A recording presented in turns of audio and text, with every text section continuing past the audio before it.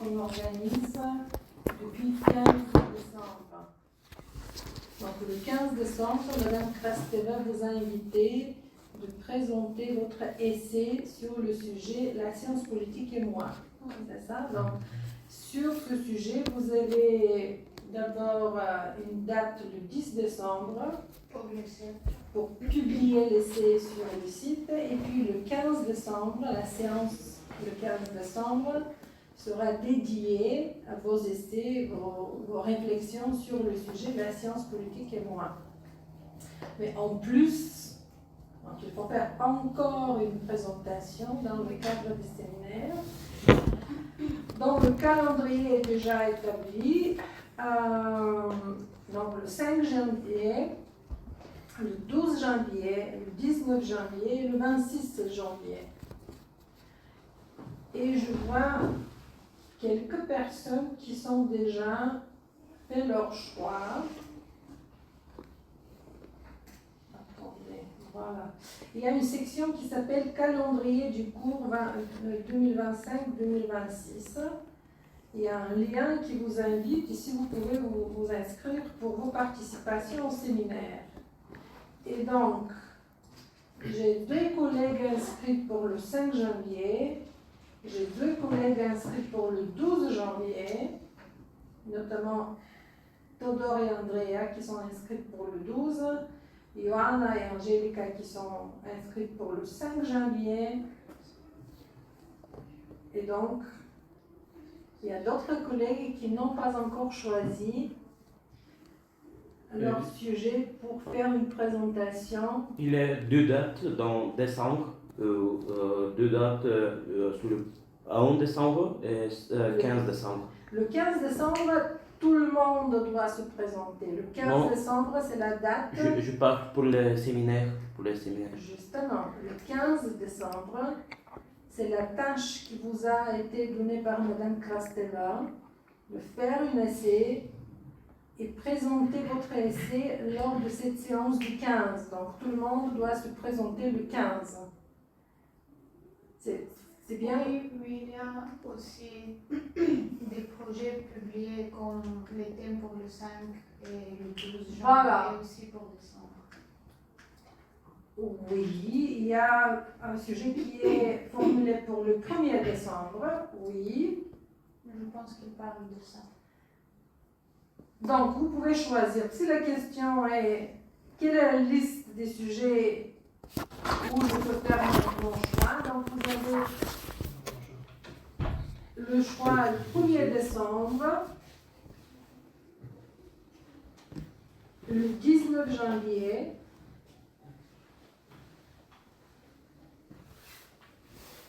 et le 26 janvier, c'est une date finale pour ceux qui ont travaillé sur un sujet mais qui n'ont pas fait une présentation dans le cadre du séminaire.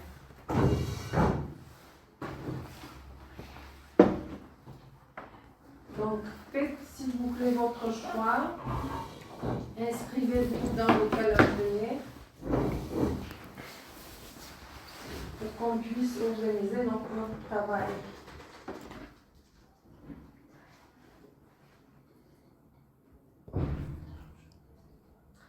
D'accord? Est-ce que c'est clair?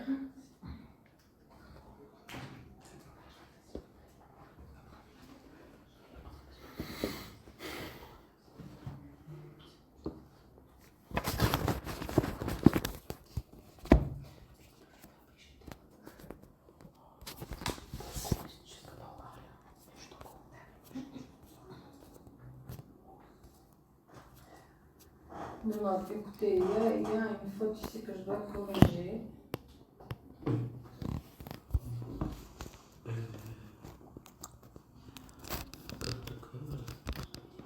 Ah non, c'est bien.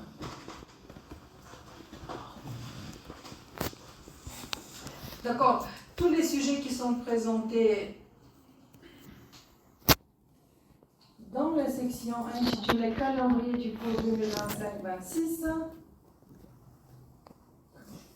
tous les sujets pour les séminaires sont des sujets actuels. Donc il faut choisir entre les sujets qui sont affichés pour chacune des dates du 1er décembre jusqu'à 19 janvier. Est-ce que c'est clair maintenant, chers collègues? Oui, non? Peut-être.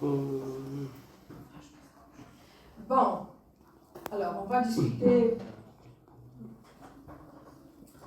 cette problématique peut-être la prochaine fois, mais je vous suggère de consulter encore une fois le site,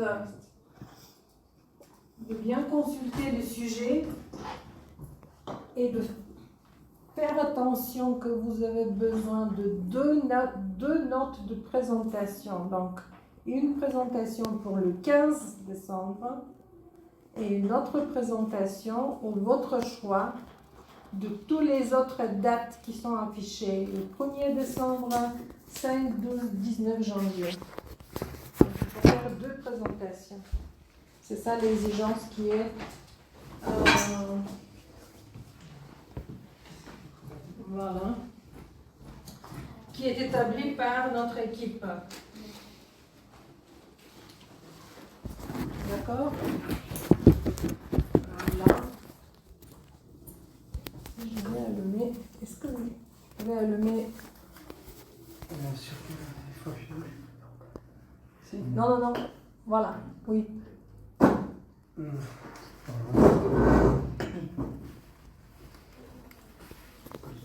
Ah, voilà. Merci.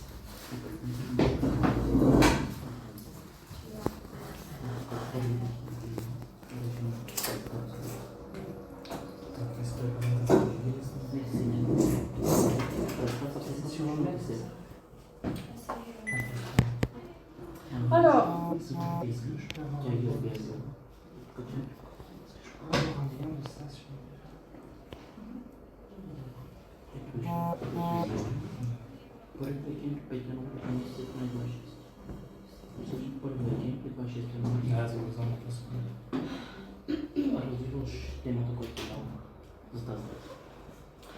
écoutez, si vous avez des questions sur le choix des sujets, on peut le discuter après que je finis cette présentation, peut-être à la prochaine fois. Non, la prochaine fois, ce serait le professeur Todorov qui va travailler avec vous, qui va vous présenter le sujet des élections. Mais bon, je vais organiser 5 minutes à la fin de cette séance pour vous faire comprendre la logique des séminaires, si vous avez des questions, etc. D'accord? Est-ce que tout le monde est prêt?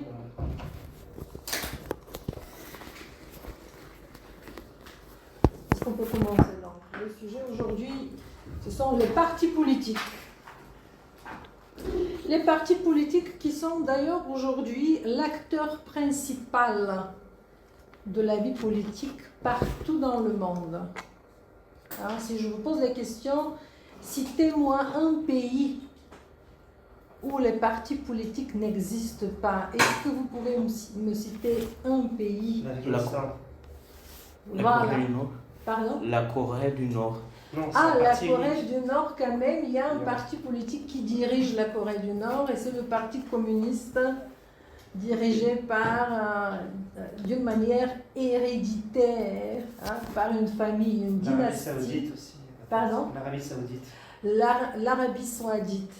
Donc, ils sont rares, hein, les pays où aujourd'hui, début 21e siècle, premier quartier 21e siècle, que les partis politiques n'existent pas en tant que des acteurs centraux dans le fonctionnement du système politique, de la vie politique, hein, des pays.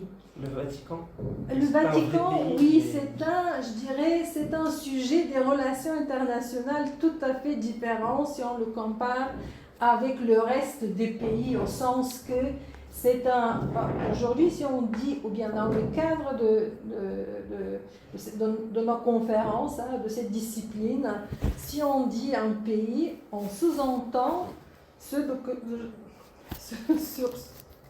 donc, on comprend l'État-nation, hein, le sujet que je vous ai présenté l'autre fois. Donc, un pays, on comprend l'État-nation. Donc, Vatican, ce n'est pas un État-nation au sens d'un État dans le cadre de fonctionnement de ces institutions, donc encadrées dans une constitution où vous avez des différents groupes sociaux qui s'organisent pour présenter leurs demandes au système politique, ni il existe des partis politiques et des instances politiques qui prennent des décisions politiques. Donc le Vatican est un sujet des relations internationales parce que le Vatican est reconnu d'avoir un statut d'entité indépendante des relations internationales, parce que le Vatican peut faire partie de différents accords, de différents traités. Il peut les signer et faire partie, mais en même temps, le Vatican ne représente aucun autre État-nation de type classique dont on a parlé la dernière fois. Voilà, donc on exclut le Vatican, mais le reste des exemples que vous avez cités, donc la conclusion est qu'il est rare qu'il existe des États contemporains où les partis politiques ne représentent pas le facteur le plus important dans le fonctionnement de la vie politique. Pourtant, est-ce qu'on peut tracer dans l'histoire? On commence toujours avec une revue historique. D'où est-ce que les partis politiques prennent leurs racines et depuis quand on voit les hommes politiques s'organiser? En Angleterre. En Angleterre? Au XVIIIe siècle, il y avait les Whigs et les Tories. Voilà, au Xe siècle déjà, il y avait des Whigs et Tories et ils se sont organisés dans le cadre de quelle structure? Dans des partis politiques. Non, les Whigs et les Tories, ils existaient, ils performaient leurs activités au sein de quelle structure? Du Parlement. Voilà, donc, apparemment, les racines des partis politiques, si on prend cet exemple de l'Angleterre, au début, il s'agissait des formations des hommes politiques qui avaient le besoin de structurer leur activité en commun vis-à-vis le fonctionnement d'une structure qui était à cette époque le Parlement britannique. Mais le Parlement britannique à cette époque, est-ce qu'il rassemblait au Parlement contemporain qu'on connaît aujourd'hui comme les instances les plus importantes dans les démocraties contemporaines? À part le mode de suffrage, c'était à peu près la même chose. Mais le mode de suffrage est différent, mais à part ça, il avait à peu près la même fonction. D'abord, est-ce qu'au Xe siècle, le suffrage existait comme un instrument de sélection des fonctionnaires politiques? Un suffrage censitaire? Voilà, donc déjà, au Xe siècle, on a vu se développer une pratique de suffrage censitaire. Qu'est-ce que ça veut dire le suffrage censitaire? Il faut payer pour pouvoir voter. Voilà, non pas pour aller voter. D'abord, c'était plutôt une sorte de mécanisme de sélection des fonctionnaires politiques qui étaient prêts à payer leur participation, se présenter, même devenir des membres du Parlement britannique. Donc à cette époque-là, la première structure qui rassemble au Parlement contemporain, notamment le Parlement britannique, était de type héréditaire. Donc, quand on parle d'un Parlement héréditaire, il s'agit que les membres de ce Parlement sont quoi?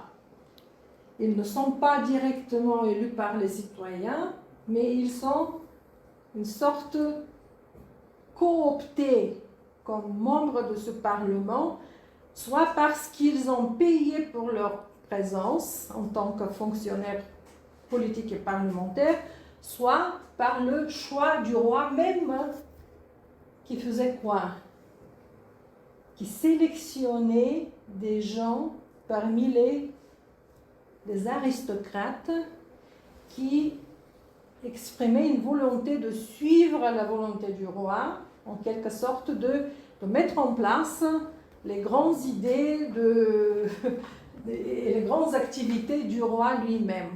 Pourquoi? Parce qu'au début, le Parlement britannique était une structure qui était créée au but de faire quoi? Au but de sanctionner d'une manière les choix du roi et les activités du roi.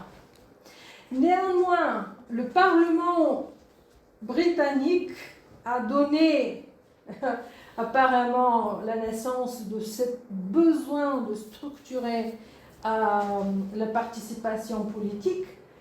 Mais aujourd'hui, le Parlement représente quoi?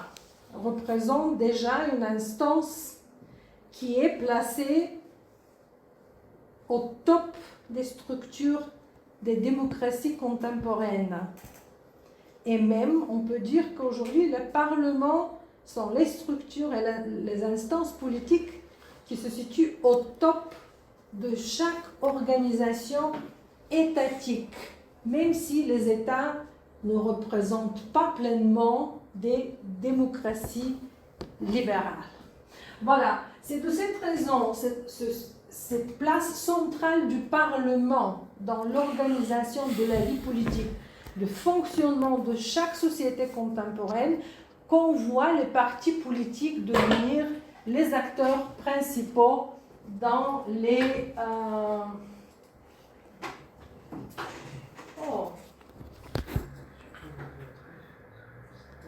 dans le temps moderne. Voilà, sur l'historique, encore quelques remarques.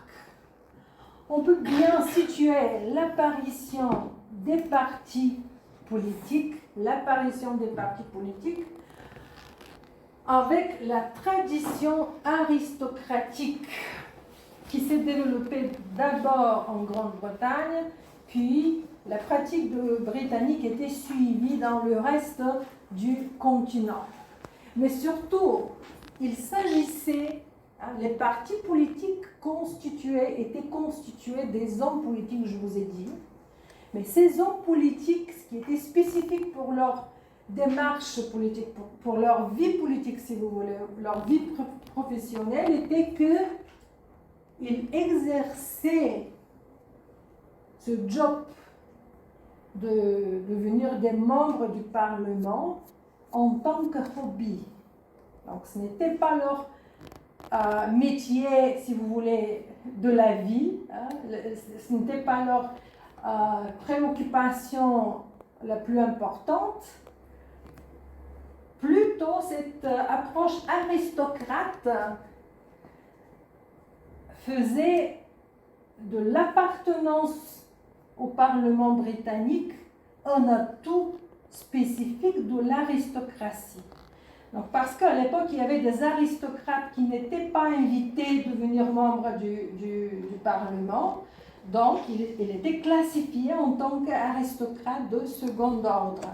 Mais ceux qui étaient invités, ou bien ceux qui ont payé pour leur statut de membre du Parlement, donc des hommes politiques, ils étaient regardés et traités par le reste de l'entourage du roi, mais par le reste des citoyens en tant que donc une première classe aristocratique. Par contre, la naissance des partis politiques de type contemporain ont fait déjà un gros saut du 10e à la fin du 18e siècle, et on constate que les formes d'organisation plus spécialisées des hommes qui étaient élus pour représenter différents territoires, différentes communautés dans le cadre d'un parlement de nouveau type, ça date depuis la Grande Révolution française, et donc la formation des différents clubs d'intérêt, les clubs politiques qui étaient organisés pour la première fois par les députés élus de Bretagne. J'espère que vous connaissez assez bien la répartition des différentes régions en France et le poids, si vous voulez, même des différentes régions dans le fonctionnement de la communauté politique française. Avec la Grande Révolution française, on a organisé la première grande assemblée dont le but était de mettre en place un nouveau cadre politique pour le fonctionnement de l'État qui sera basé sur un slogan assez important de cette époque, et c'était le slogan de la Grande Révolution française. Qu'est-ce qu'il disait, ce slogan de la Grande Révolution française?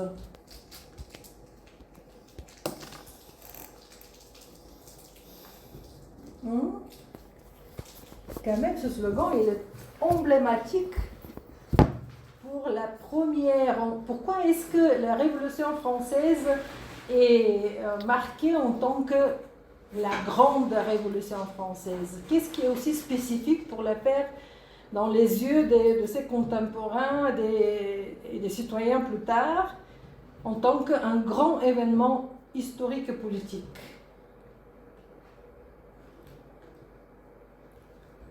Je vous invite de réfléchir. Allez-y. Liberté, égalité, fraternité. Voilà, ça c'était le slogan de la Grande Révolution française. Liberté, égalité, fraternité. Liberté de quoi? Du gouvernement. Oh, non, liberté Pardon? Liberté de l'homme vis-à-vis quoi? On voulait se libérer de quoi? Du roi. Du roi. Du roi, ben justement, du pouvoir absolutiste du roi. Parce que l'histoire française fut marquée pendant le XVIIe et XVIIIe siècle par l'absolutisme comme une forme de gouvernance. L'absolutisme consistait en quoi? Il n'y avait que le choix du roi et tout le monde voulait, ne voulait pas, mais devait suivre le choix du roi. Donc, toutes les activités, tout ce qui s'est passé comme fonctionnement de l'État français était soumis au choix du roi. Donc l'absolutisme dans sa forme pure, si vous voulez. Et donc la Grande Révolution réclamait d'abord la libération des citoyens vis-à-vis l'absolutisme, donc le pouvoir absolu du roi. On a dit aussi égalité. Pour quelle raison? Qu'est-ce qu'on réclamait par cette seconde partie du slogan? Égalité.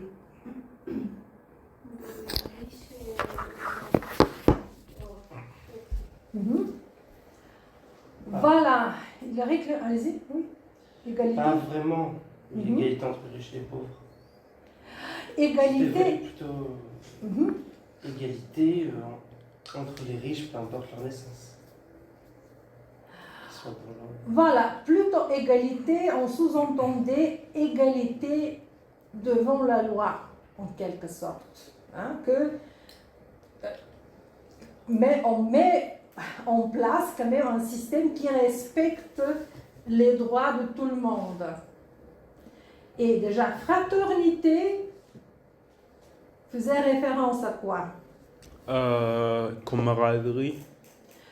Voilà, mais qu'est-ce que ça veut dire? Fraternité. Fraternité faisait une référence plutôt à la solidarité. Et pas entre les riches et les pauvres. Une solidarité comme une activité. Comment est-ce que les gens doivent affronter les défis du fonctionnement de l'État? Comment est-ce que les gens doivent affronter en commun entre les différentes régions déjà impliquées dans les grandes révolutions françaises? Voilà, donc pendant la Grande Révolution française, on a vu les élus par les différentes provinces du pays s'organisaient dans les clubs. Mais au début, c'était les clubs organisés selon quel principe? Ils étaient des clubs des représentants d'une même région dans les grandes assemblées nationales. Et le besoin et la motivation étaient de faire quoi?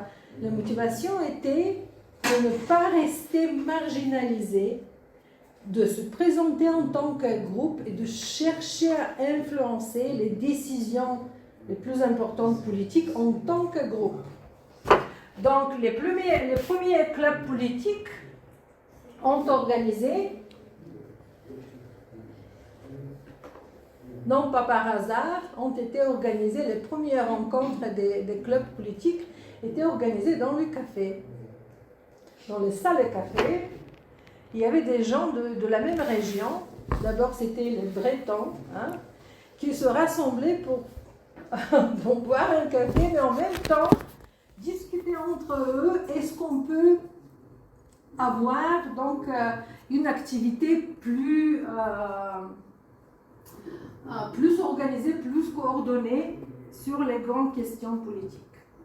Voilà, donc l'apparition des partis politiques avait comme première tâche de faire possible aux gens qui ont trouvé les mêmes idées, comment faire la politique, à s'organiser et faire en quelque sorte un poids plus important dans le fonctionnement des assemblées représentatives.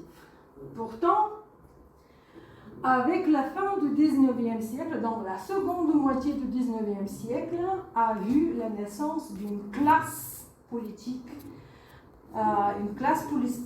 assez impressionnante de sa taille et de nombre de gens qui y appartenaient. Il s'agit donc de la classe ouvrière et le besoin ressenti par les représentants de cette classe de mettre en place un nouveau type de parti politique.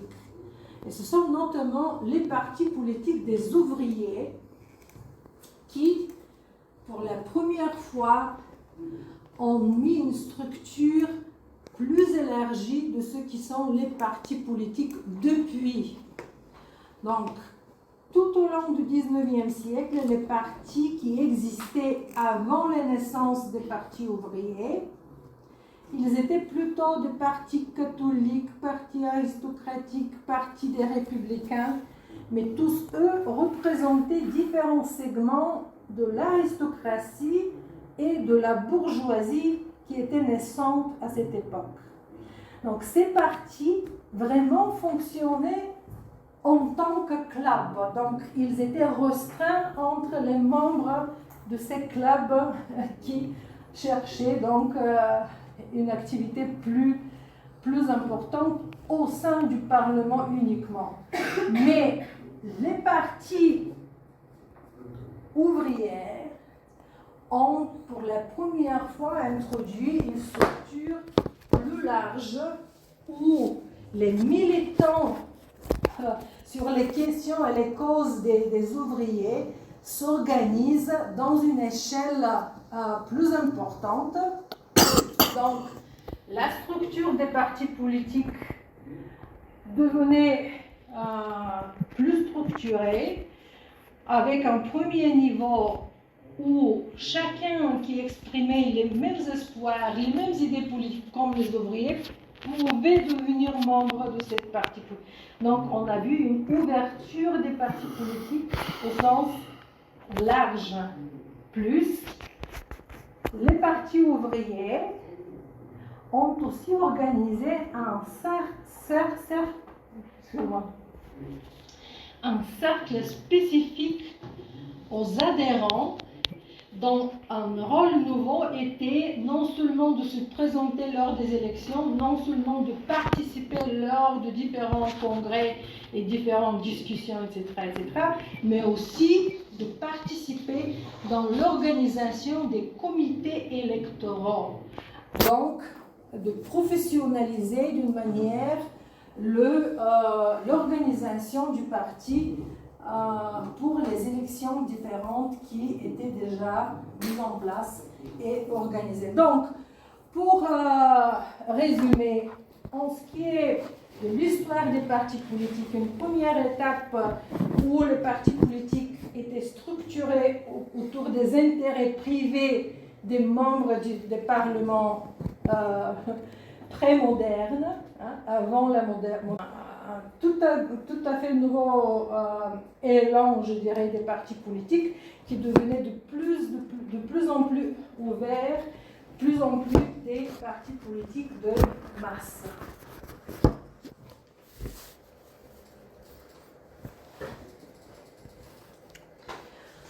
Avec le début du XXe siècle, déjà, la vie parlementaire, la vie politique dans le cadre des parlements était déjà assez intensif, assez productif, assez importante pour les différents cercles sociaux, industriels,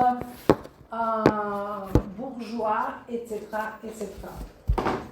Et donc, on a fait un effort de bien étudier quel est le poids de la structure organisationnelle de chaque parti pour le fonctionnement propre de ce parti politique et, comme un effet indirect, pour les développements politiques dans le cadre d'un pays. Et donc, il y avait un scolaire, Robert Michels, qui a étudié les partis politiques de la fin 19e, début 20e siècle, donc dernière décennie 19e, première décennie 20e siècle, et qui a publié un ouvrage important intitulé « Les partis politiques », dans le cadre duquel il a formulé la loi, la fameuse la loi de faire de l'oligarchie au sein des partis politiques modernes. Железният закон на олигархията в политическите партии. Pour faire une traduction en bulgare, si quelqu'un a lu quelque chose sur l'ouvrage de Robert Michels. Qu'est-ce qu'il nous dit? C'est quoi cette loi de faire de l'oligarchie contemporaine au sein des partis politiques? Cette loi est tout à fait simple. Et elle dit, je cite, qui dit organisation dit олигаршия. Който казва организация, казва олигархия. D'abord, c'est quoi oligarchie? Pourquoi est-ce que Robert Michels prétend que le fonctionnement des partis politiques du temps moderne représente une forme d'oligarchie? Allez-y. Gouvernement d'un petit nombre. Pardon, encore une fois. Gouvernement d'un petit nombre. Voilà, l'oligarchie. Pas tout le temps, ça dépend. Dans la Grèce antique, on distinguait oligarchie qui est gouvernement des riches, aristocratie qui est le gouvernement des meilleurs, Aristoï, les meilleurs. Voilà, donc le premier qui a défini l'oligarchie, c'est Aristote. Et Aristote a défini l'oligarchie en tant que le gouvernement des meilleurs. Управление на най-добрите, oligarchie. Le gouvernement des meilleurs. Pour autant, tout au long du XIXe siècle, avec les pratiques différentes déjà établies par les partis politiques dans un nombre de différents pays européens, on a commencé à constater que les dirigeants d'un parti politique deviennent de plus en plus des oligarques. Pourquoi? Parce que d'un côté, chaque parti politique, pour être effectif, a besoin d'une structuration, d'une organisation et d'un bureau de dirigeants. Sinon, cette organisation va rester assez floue. On ne pourra pas mobiliser les adhérents, les sympathisants, etc., etc. Donc, au top de chaque parti politique, vous avez un dirigeant ou bien un cercle dirigeant qui sont très importants pour le bon fonctionnement de ce parti politique. Mais la tendance est, et c'est ce qu'il définit en tant que loi de faire, la tendance est que les dirigeants du parti politique, ils cherchent à faire quoi? À être réélus en tant que dirigeants, parce que cette position leur donne du pouvoir interne de sélectionner le personnel du parti, d'organiser différents types de comités, d'organiser la vie interne, mais aussi d'avoir un poids plus spécifique au niveau de la vie politique. Et donc, c'est justement là qu'on trouve cette loi de faire, que plus qu'un parti veut être efficace sur la scène nationale de la politique nationale, plus on a besoin d'un cercle de dirigeants effectifs, mais les dirigeants effectifs, ils réclament de nouveau et de nouveau leur positionnement en tant que dirigeants et ils deviennent des oligarques, donc des gens qui, en quelque sorte, utilisent leur pouvoir non seulement au sens et à l'intérêt du parti politique lui-même, mais surtout pour revenir à ses propres intérêts. D'ailleurs, Robert Michel, c'était le premier à décrire les différents niveaux internes d'un parti politique. Il est le premier à spécifier que dans le cadre d'un parti politique moderne, on voit d'abord un cercle, le cercle le plus large de chaque parti politique, ce sont les électeurs de ce parti. Même aujourd'hui, même en Bulgarie, si vous suivez les sondages qui sont discutés à la TV ou bien dans différents cercles scolaires, académiques, etc., qu'est-ce qu'ils vous disent les sondages? Est-ce que vous avez un souvenir d'un sondage récent qui demande aux citoyens bulgares, aux respondants, pour quel parti politique vous allez voter si les élections sont organisées demain? Vous avez en mémoire? Il y avait un sondage tout à fait récent. Aucune idée? Donc, le dernier sondage nous a dit que les citoyens bulgares, donc les partis politiques contemporains représentés au Parlement bulgare, peuvent compter sur l'électorat suivant. Le premier parti politique au Parlement bulgare peut compter sur 25% de l'électeur bulgare.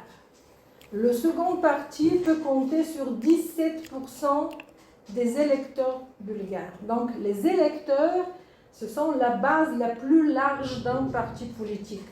Pourquoi est-ce qu'ils sont vus en tant que base d'un parti politique? Parce qu'ils peuvent être mobilisés lors des élections. Lors de la campagne électorale, le but de chaque parti politique est de mobiliser les électeurs.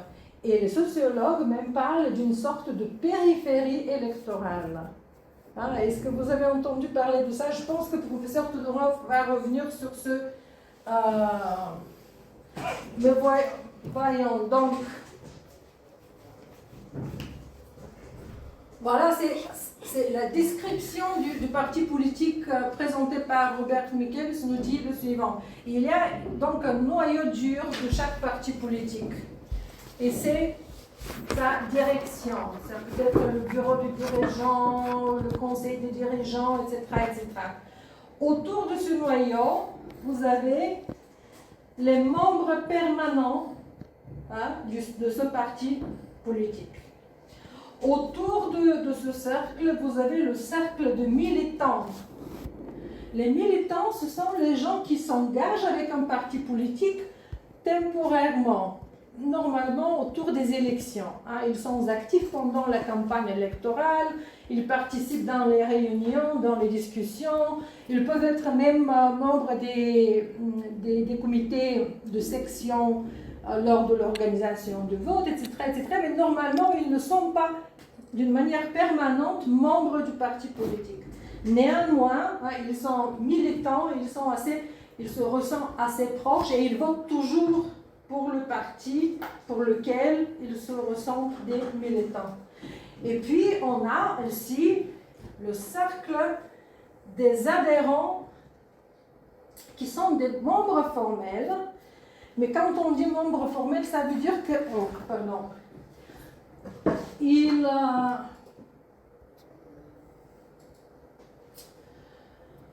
Voilà.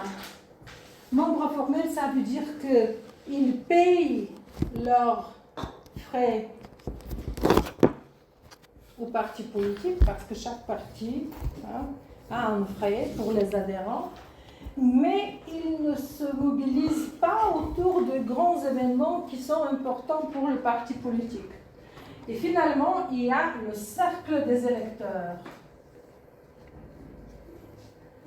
Ce sont les électeurs. Et les sociologues vous disent même qu'il y a une périphérie. Donc, il y a un groupe de la société, des gens qui sympathisent à ce parti, mais ils peuvent se mobiliser d'aller voter, ils peuvent rester neutres. Donc, cette structure, voilà, du parti politique, il faut ne pas oublier les élus du parti politique, les ministres issus d'un parti politique, qui sont les représentants les plus importants de cette structure oligarchique du parti politique contemporain. Donc, Michels doit être reconnu par sa loi de fer de l'oligarchie, mais aussi par la description la plus détaillée des différentes couches qui forment un parti politique contemporain. On continue à utiliser ce schéma organisationnel qui était évoqué par Robert Michels, qu'on voyait au début du XXe siècle. Donc, quels sont les types des partis politiques? Alors là, on peut opérer différents types de classification des partis politiques. D'abord,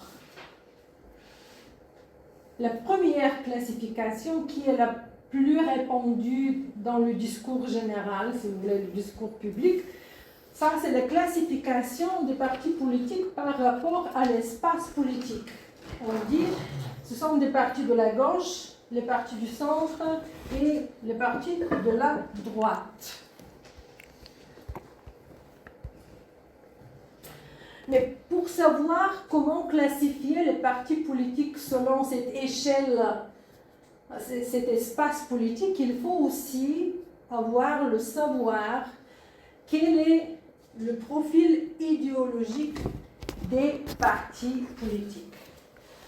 Donc, tous les partis politiques contemporains s'associent avec différentes idéologies politiques. Les idéologies les plus importantes sont les suivants, donc les conservateurs, les libéraux, les sociodémocrates, les socialistes, les communistes, les nationalistes, les fascistes, les verts. Aujourd'hui, on parle aussi des radicaux, des xénophobes, etc., etc.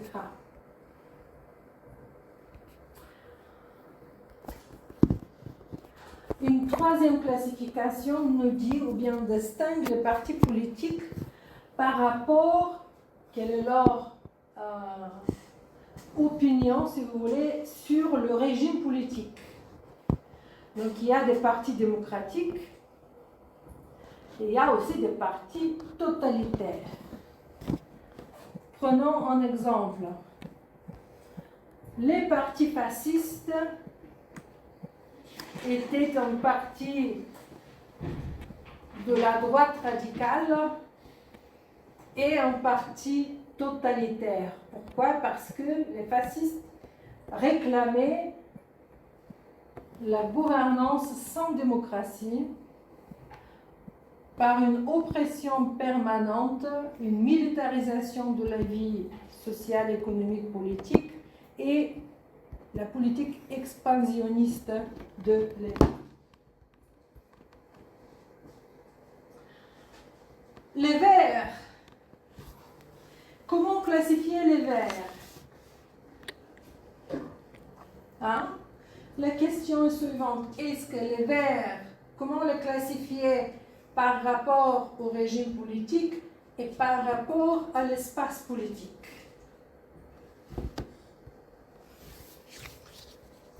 On fait un exercice sur cette classification. Les Verts. Allez-y. Faites des spéculations. Hein? On est en train de développer vos capacités d'analyse. Donc, il est temps pour vous de faire des spéculations, même si ça vous semble un petit peu stupide, mais quand même, il faut essayer et faire des spéculations. Donc, les Verts. Pardon? D'accord, ils sont un parti plutôt du centre. Et si vous doit les classifier par rapport au régime politique? Je pense qu'ils sont démocratiques. Voilà, les Verts, ils sont un parti politique démocratique. Pourquoi? Parce que ils voient l'organisation de la vie politique se baser sur les principes de la démocratie libérale. Quatrième classification des partis politiques, celle-ci est liée à la forme organisationnelle et à la place des dirigeants du parti politique. Donc, classification par leur structure. Il existe les partis de cadre. Qu'est-ce que ça veut dire, les partis de cadre, d'abord? Ça vous dit quelque chose, un parti de cadre?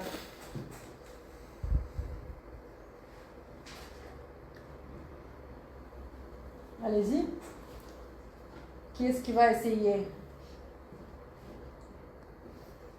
Les cadres, qu'est-ce que ça veut dire en français, les cadres? Les barrières. Les barrières. Barrières, les cadres. Encadrer des barrières. Barrières? Ouais. Non. Quand on dit les cadres, on comprend quelque chose de différent. Si je ne me trompe pas, les cadres sont les différents types sociaux. Les quoi? Les différents types sociaux. Non. Les cadres, il s'agit, ici, signifie les fonctionnaires. Les partis de cadres, ce sont les partis dont les adhérents et les militants sont des adhérents et des militants parce que le parti va leur fournir un job dans un conseil, dans un organisme étatique, dans un ministère, etc., etc. Second type de parti de masse. C'est quoi parti de masse? Ce sont les partis qui comptent sur une liste d'adhérents et de militants assez large. Les partis de masse organisent leur structure pour faire rassembler le plus d'adhérents et de militants possible. Donc, ils comptent dans leurs activités politiques sur la mobilisation des masses. Troisième type, les partis attrapent tout. Qu'est-ce qu'on comprend? Le mot en anglais est catch-up parties. Les partis attrapent tout. На български би било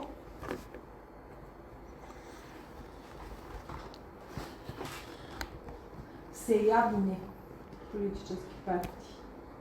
Attrape tout.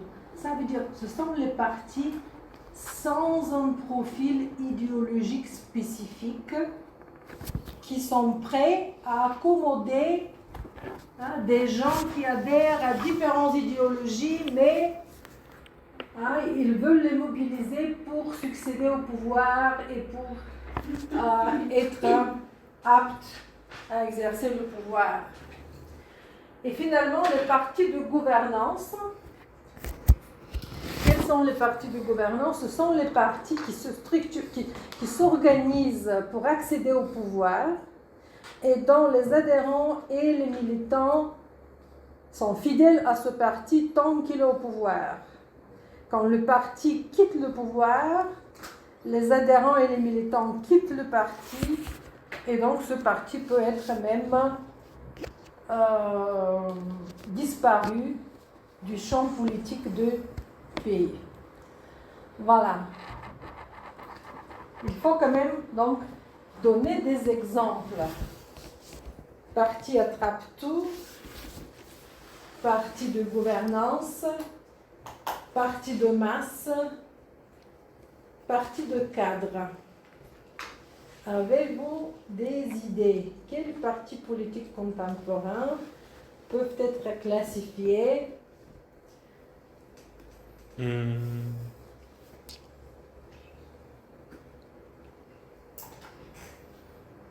Vous avez une idée? Ouais, pour le parti de cadre, je dirais le parti de Brunei, là, le développement national, bof, je sais pas, mais apparemment, j'ai lu quelque part que le parti de Brunei, il est supporté par le roi de Brunei et tous ses membres sont des fonctionnaires de l'État.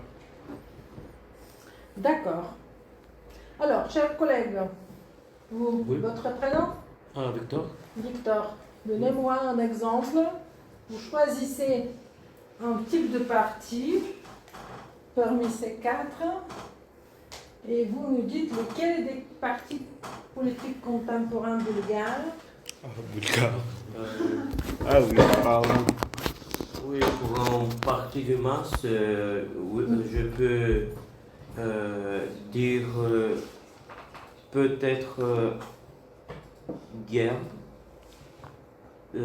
Est-ce que je peux utiliser le nom de ces partis? Ben oui, Ah ben oui. Pour le nommer quand même. Ben oui, je peux dire pour un parti de masse, je peux dire guerre. Pourquoi? Parce que selon mes observations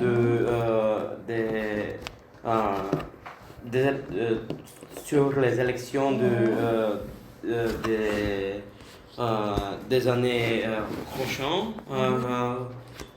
cette partie-là a gagné le plus grand pourcentage de chaque autre parti. Oui, Voilà. En quelque sorte, ce que vous voulez dire, c'est que lors des résultats des élections précédentes, ce parti avait des élus et donc des résultats positifs dans toutes les régions bulgares. Oui, C'est oui, ça? oui, ils ont un grand pourcentage parmi des électeurs. D'accord. Votre prénom, c'était? Christian. Christiane. Choisissez un parti, un type de parti par rapport de la structure et dites-nous un exemple bulgare.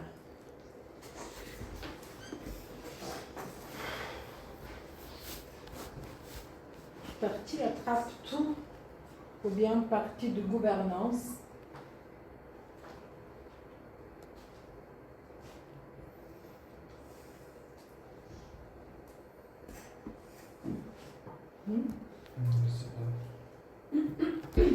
Citez-moi un parti politique bulgare contemporain, à l'exception du guerre, parce que guerre, on va discuter.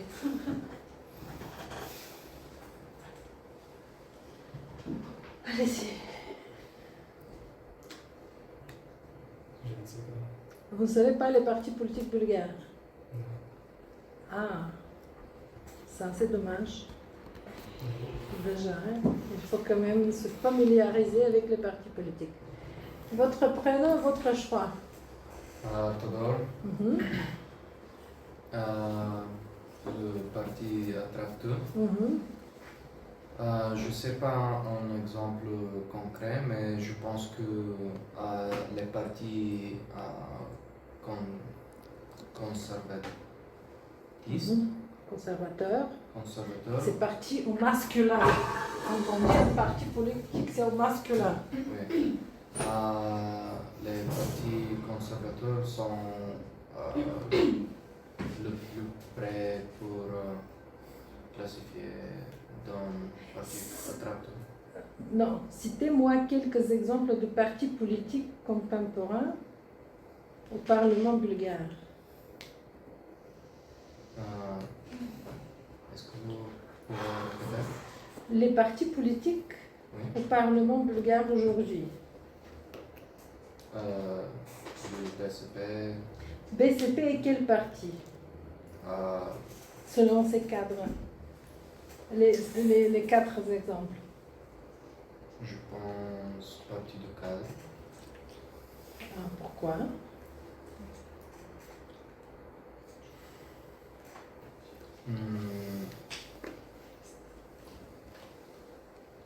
parce qu'il donne des idées uniques. Je Ça sais n'a pas. rien à voir avec la fonction d'un parti de cadre. Bon, votre prénom, c'était Angelica. Angelica. Alors, moi, j'ai aucune idée, mais j'ai cherché sur Internet. D'accord. Et j'ai trouvé comme un exemple de parti Attrapte, c'est écrit Imotakov Narod. Mhm. Il y a un tel peuple. Oui. Et j'ai cherché aussi pour une partie de gouvernance, c'est écrit BCP, DPC et NDCV. Je suis pas sûre de celle-ci. Je ne sais pas le nom. D'accord. Et pourquoi est-ce qu'il y a un tel peuple comme parti est un parti Attrapte? Madame, Oui. est-ce qu'on peut dire que le parti Attrapte c'est populiste? Oui. Bon, je comprends tout bien. Voilà. Votre prénom, mon collègue? Je m'appelle Georgi. Georgi, allez-y. Même Comme exercice.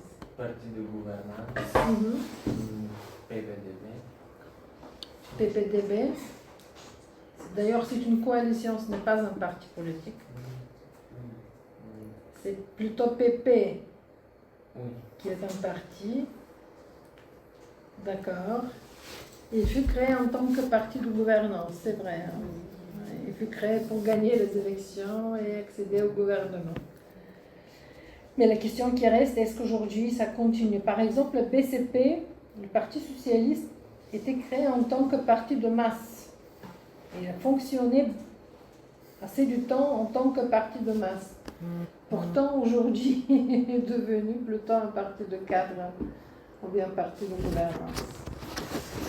La collègue Je m'appelle Johanna. Johanna.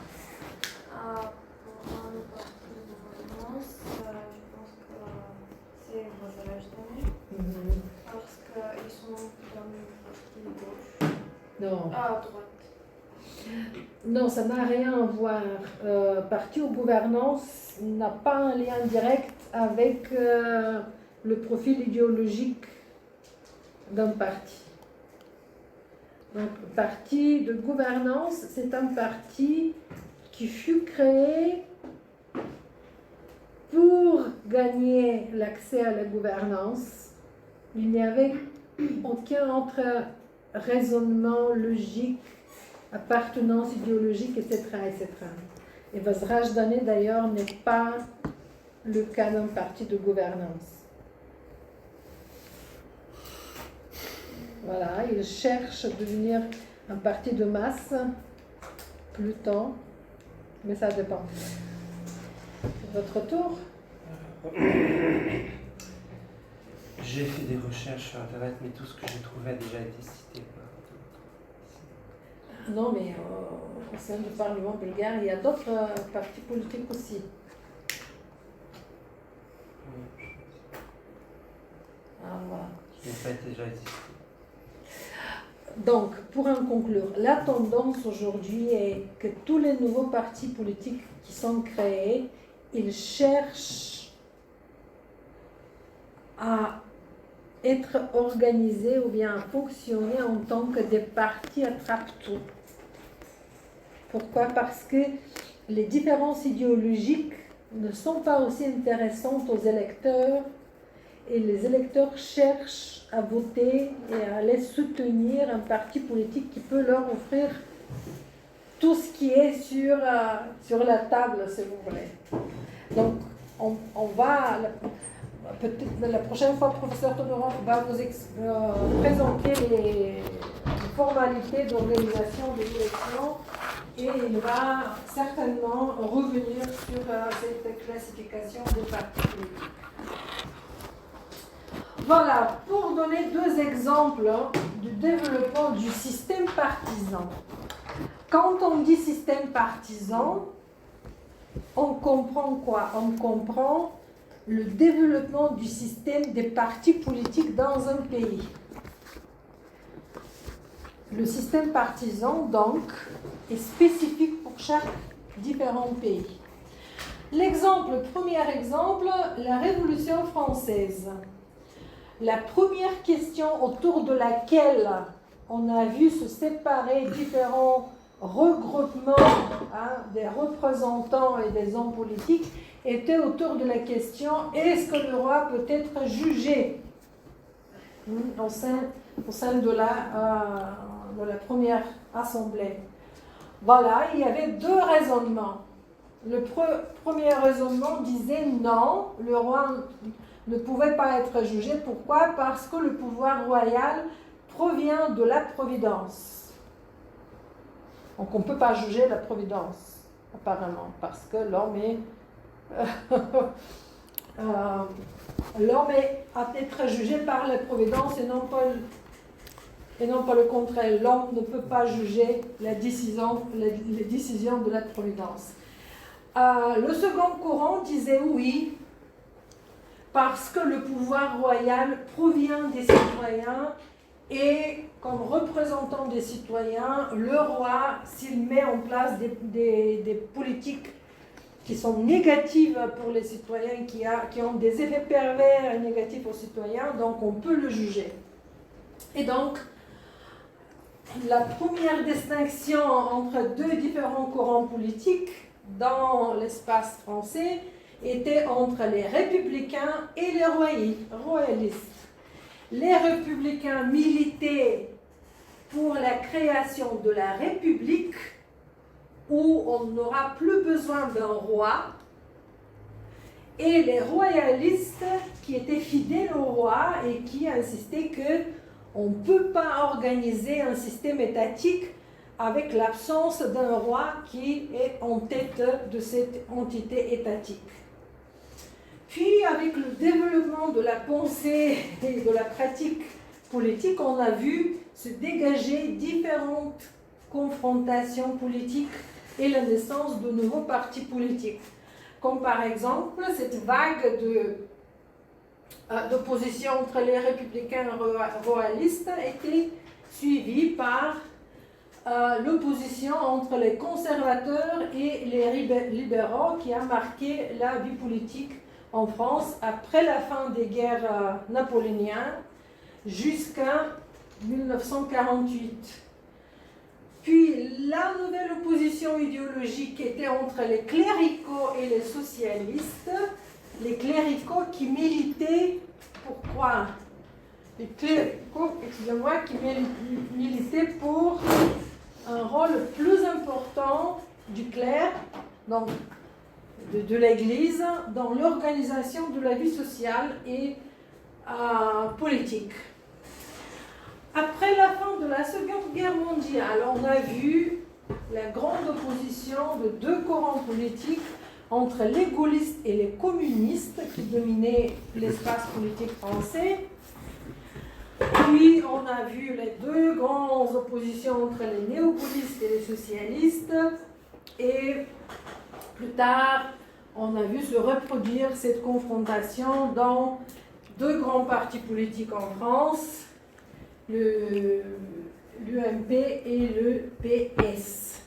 Donc, vous voyez une dynamique avec des vagues différentes qui succédaient à différents sujets, différents agendas de la vie politique du pays. L'expérience bulgare, pour faire tout de suite la comparaison, l'expérience bulgare, les premiers regroupements, rassemblements, si vous voulez, politiques autour de différentes idées pour la restauration de l'État bulgare et l'organisation de l'État indépendant bulgare étaient marqués par l'existence de deux courants, les jeunes et les anciens.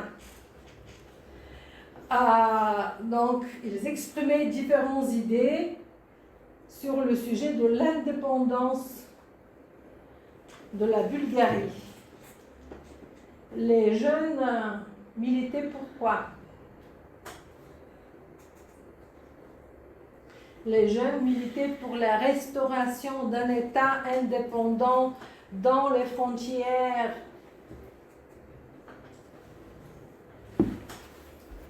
des territoires qui sont habités par les Bulgares en tant que groupe ethnique, et les anciens militaient pour l'organisation d'une autonomie des territoires bulgares dans le cadre de l'Empire ottoman. Comme on voyait deux différentes approches. Les uns militent pour la restauration d'un État indépendant, les autres pour une autonomie politique. La seconde vague de formation des partis politiques était autour de la question libéraux-conservateurs. Donc cette lutte entre les libéraux et les conservateurs a marqué tout ce qui s'est passé dans la vie politique bulgare pendant la seconde moitié du XIXe siècle. Puis la grande opposition, le grand clivage qui est apparu au début du XXe siècle était entre les libéraux et les démocrates. Qui étaient les démocrates? C'était les gens qui, après la proclamation de l'indépendance de l'État bulgare, ont milité par une démocratisation du régime politique du pays. Qu'est-ce qui est spécifique pour cette année 1908? Ça, je vous laisse comme un devoir pour la prochaine fois. Donc, répondre à la question pourquoi est-ce que cette tendance libéraux et démocrate date depuis 1908. D'ailleurs, cette lutte des différents discours politiques fut limitée par le début de la Première Guerre mondiale en Bulgarie. Avec la fin de la Première Guerre mondiale, deux différentes approches sur la question comment réorganiser la vie sociale, économique et politique en Bulgarie étaient entre les partis agrariens d'un côté et le Rassemblement démocrate d'un autre côté, pour en finir avec la grande opposition entre les communistes et les monarchistes tout au long des années de la Seconde Guerre mondiale en Bulgarie. Donc, vous voyez à peu près presque la même logique, sauf qu'en Bulgarie, il n'y avait pas une tension politique entre les cléricaux et les socialistes, sinon c'est à peu près pareil à la tendance qu'on a dégagée comme des courants politiques en France. Et donc on arrive au concept de clivage politique. les clivages politiques, est un concept analytique dans les sciences politiques qui est présenté par deux scolaires, Stein Rokkan et Seymour Lipset, qui ont étudié la question suivante. Ils disaient, dans l'histoire de chaque pays contemporain, il y avait des événements clés qui ont bouleversé le système des valeurs, le système des expériences politiques, sociaux, etc., etc. Et ces grands bouleversements ont résulté dans la naissance de grandes divisions au sein de la société d'un pays quelconque. Alors, le premier grand bouleversement était celui de la Révolution nationale. Chaque pays contemporain européen a subi un moment de révolution nationale. C'était donc la lutte pour le rétablissement d'un État souverain dans les territoires de l'habitat d'un groupe, d'une nation, si vous voulez. Donc cette révolution nationale a donné la place pour la grande division entre l'État et l'Église et la grande division entre le centre du nouveau État et la périphérie. Le second événement bouleversant qui a créé des clivages politiques aussi, selon Rokkan et Lipset, est la révolution industrielle. Qu'est-ce qui est spécifique pour la révolution industrielle? C'est qu'elle change le mode de production, c'est qu'elle intensifie la production et donc elle produit des changements brusques et importants dans l'organisation d'abord du travail et puis dans l'organisation de l'espace. Donc ça produit, la révolution industrielle produit la division ou bien le clivage entre l'urbain et le rural. Donc les intérêts des espaces ruraux deviennent différents des intérêts des espaces urbanisés. Donc le besoin des partis qui représentent les espaces ruraux, notamment les agrariens, et des partis politiques qui représentent les intérêts des espaces urbanisés, ce sont plutôt les démocrates. Et le quatrième clivage engendré par la révolution industrielle est le clivage entre les possédants et les ouvriers. Et surtout la classe ouvrière qui avait besoin de former son propre parti politique pour représenter ses intérêts, a donné la naissance des partis socialistes. Voilà, et Rokkan et Lipset ont établi un tableau où vous avez les deux grandes révolutions, les grandes oppositions, les grands clivages engendrés par les deux révolutions, et puis quels sont les partis qui s'associent avec chacun de ces clivages. Voilà, au niveau de la révolution nationale et du clivage État-Église, on a vu se former les partis confessionnels. Dans les différents pays, ces partis s'appelaient parti chrétien, parti catholique, parti protestant, etc., etc. Mais ce sont les partis qui militent pour une place plus importante de la religion dans l'organisation de la vie sociale et politique.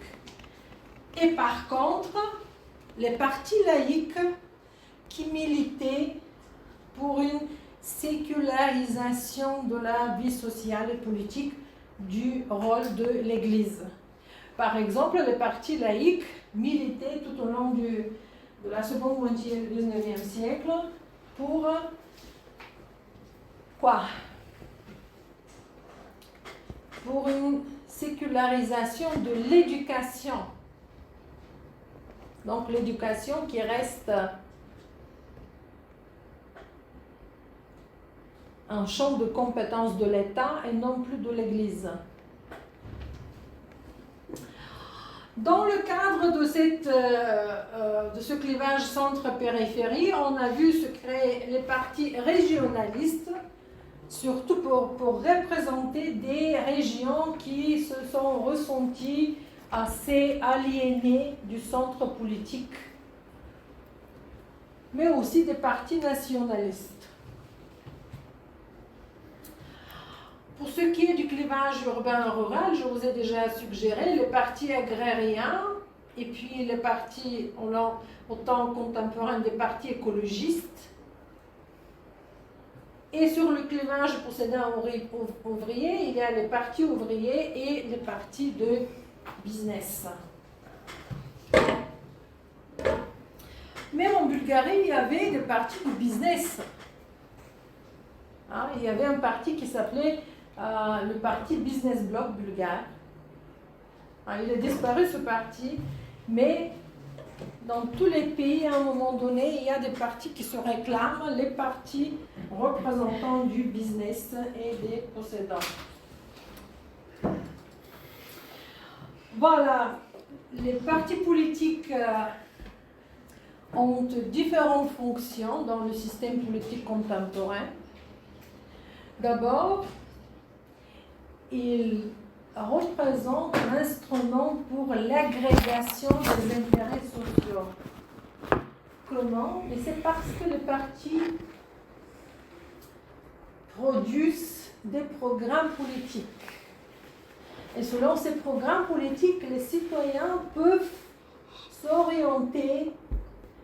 Quels sont les problèmes les plus importants sur l'agenda de ce parti politique et dans l'avenir, quel sera le programme de gouvernance de ce parti politique.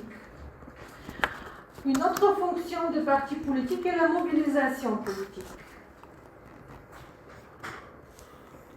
Et une troisième fonction, qui est d'ailleurs aussi importante, c'est la sélection du personnel politique et des chefs politiques. Comment? C'est sur la liste de chacun des partis politiques que vous allez trouver les futurs députés, les futurs ministres, les futurs maires, les futurs membres des conseils municipaux, etc., etc. Et on finit avec le système des partis politiques. Selon la tradition politique de chacun des pays, on peut distinguer 3 types de systèmes partisans. Système partisan, c'est un synonyme de système des partis. Il y a des systèmes multipartisans. Donc, vous avez un nombre assez important de partis politiques qui sont représentés à l'échelle nationale de toutes les instances politiques qui prennent des décisions au niveau national. Comme par exemple la France, la Bulgarie, ce sont des pays où on trouve un système multipartiste, un système partisan multipartiste. Il y a un système bipolaire, ou bien bipartisan, dont les cas exemplaires sont le Royaume-Uni, où les 2 grands partis politiques qui se succèdent au pouvoir sont les travaillistes et les conservateurs. Il existe d'autres partis politiques, mais ils sont avec un poids assez limité et ils ne succèdent jamais à devenir un parti au pouvoir. Pareil pour les États-Unis. Ça a changé récemment. Oui, ça a changé avec... ça a changé d'une manière modeste, je dirais, parce qu'il n'y a pas un nouveau parti qui est en tête de la coalition gouvernementale. Dans les sondages, je parlais des sondages, ils sont très loin derrière. Il s'agit de partis politiques qui succèdent au pouvoir. Ils sont toujours deux, conservateurs ou bien travaillistes. Pareil aux États-Unis, hein, les partis qui se succèdent au pouvoir, ce sont soit les démocrates, soit les républicains. Et il existe aussi un système de partis unique, et c'est certainement le cas des régimes communistes. Il y avait certains cas où il existe un parti de dirigeants, hein, ce sont les